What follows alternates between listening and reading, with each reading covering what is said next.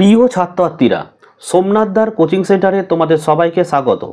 আজকের ভিডিওতে থাকছে মাধ্যমিক এবিটিএ টেস্ট পেপার 2024-25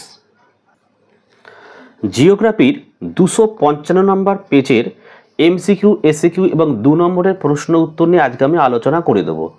এর আগে আমি তোমাদের 57, 87, 108, 130, 180, 203 এবং 227 পেজের সম্পূর্ণ 1 নম্বর এবং 2 নম্বরের উত্তর নিয়ে আলোচনা করে দিচ্ছি। ভিডিওগুলো অবশ্যই দেখে নিও। এই ভিডিও ডেসক্রিপশন বক্সে লিঙ্ক থাকবে, লিঙ্কে ক্লিক করে। তো চলো আমরা ভিডিও শুরু করি। চলো 255 পেজ আমি ওপেন করেছি। দেখো 1.1 প্রশ্ন বলছে শুষ্ক অঞ্চলে গিরিখাতকে বলা হয়, অপশান ক লিখবে ক্যানিয়ন।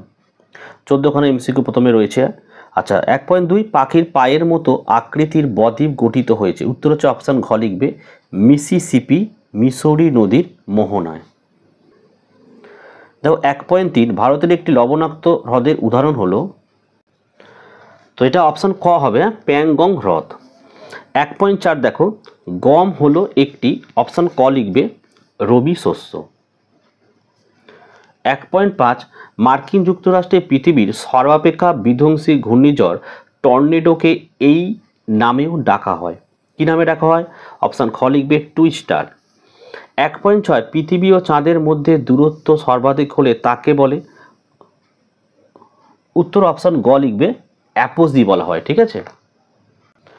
1.7 প্রশ্ন ভারতের বৃহত্তম বহুমুখী নদী পরিকল্পনা হলো, উত্তর হচ্ছে অপশান ক ভাকরা নাঙ্গাল পরিকল্পনা। 1.8 গঙ্গা নদীর উৎস হলো, অপশান ক লেখো গঙ্গোত্রী।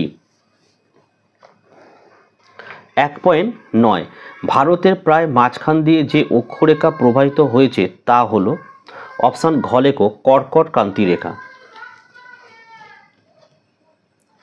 1.10 ভারতের পশ্চিমী ঝঞ্ঝা দেখা যায়, অপশান ঘ লিখবে শীতকালে। 1.11 পশ্চিমবঙ্গে পেট্রোকেমিক্যাল শিল্পকেন্দ্র অবস্থিত, অপশান ঘ লিখবে হলদিয়ায়।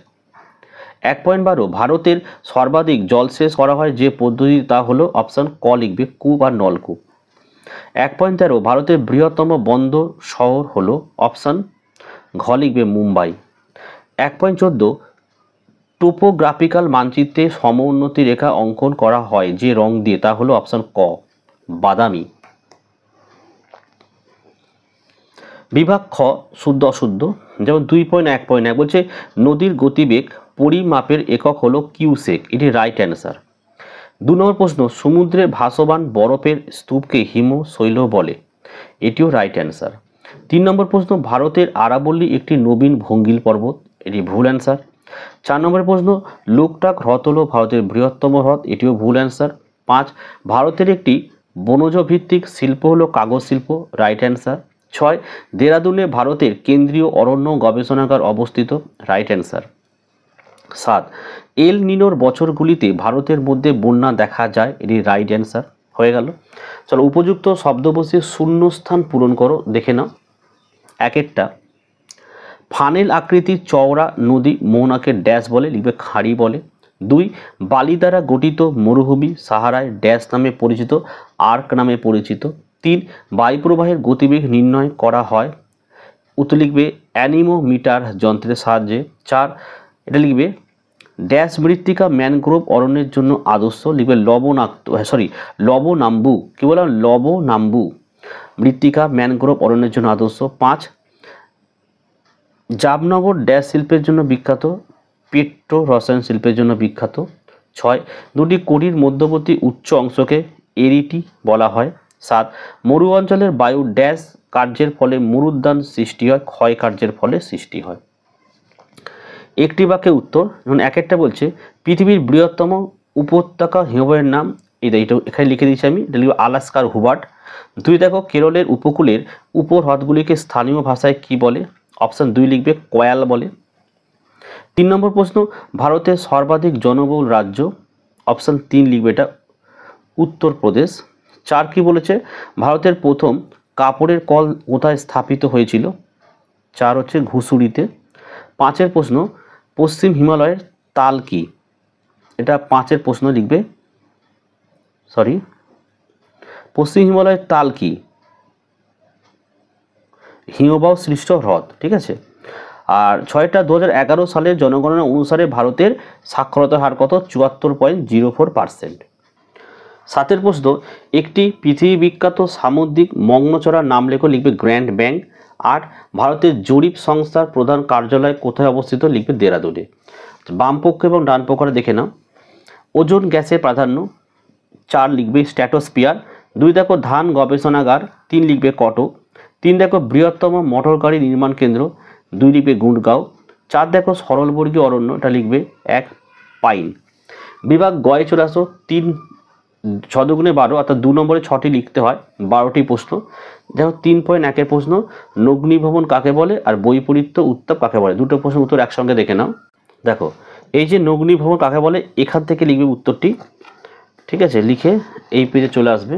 দেখো এই অবধি লিখতে হয় উত্তরটি, ঠিক আছে? ছবিটা যদি দিতে পারো খুব ভালো হয়। ওকে, চলো নেক্সট প্রশ্ন দেখে নাও। দেখো বৈপরীত্য উষ্ণতা, উত্তরটি এখান থেকে এই অবধি লিখে দেবে। ওকে, নেক্সট প্রশ্ন দেখো। 2 নম্বরের প্রশ্ন বলছে আন্তঃক্রান্তীয় সম্মেলন অঞ্চল বা ITCJ কাকে বলে? অতবার প্রশ্ন সমুদ্র স্রোতের সংজ্ঞা দাও। উত্তর দেখে নাও।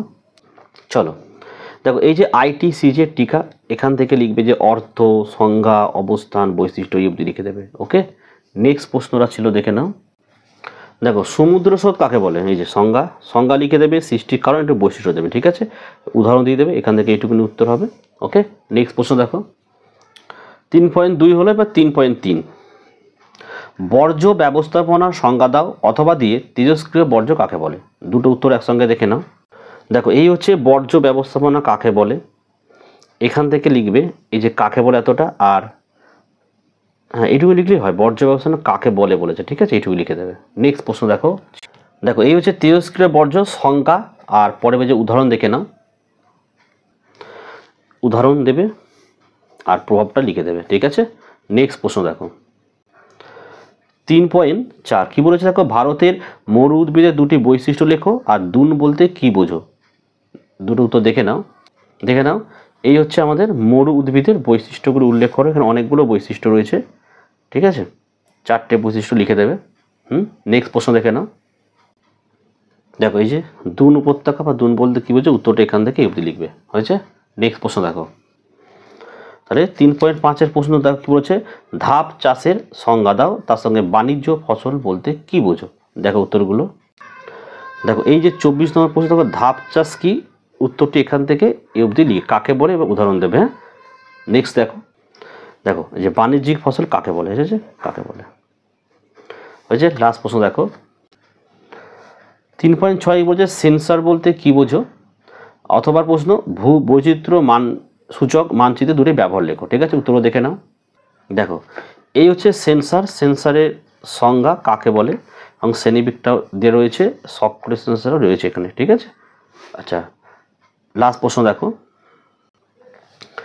এই দেখে নাও যে ভূবৈচিত্র্য সূচক মানচিত্র পাঠের প্রয়োজনীয়তা বা ব্যবহার, এই 6টা এখানে আছে, 4টে 5টা পড়ে নেবে, ঠিক আছে? তো এই ছিল আজকের ভিডিও ভালো লাগলে একটি লাইক করো এবং চ্যানেলে নতুন হলে চ্যানেলটাকে সাবস্ক্রাইব করো, পাশে থাকা বেল আইকন প্রেস করে অল নোটিফিকেশনটাকে অবশ্যই অন করো, যাতে আমি যখনই কোনো ভিডিও আপলোড করি সবার প্রথম যেন তোমার কাছে পৌঁছে যায়। তো আজকের ভিডিও আমি এখানে শেষ করছি, তোমরা প্রত্যেকে ভালো থেকো এবং সুস্থ থেকো।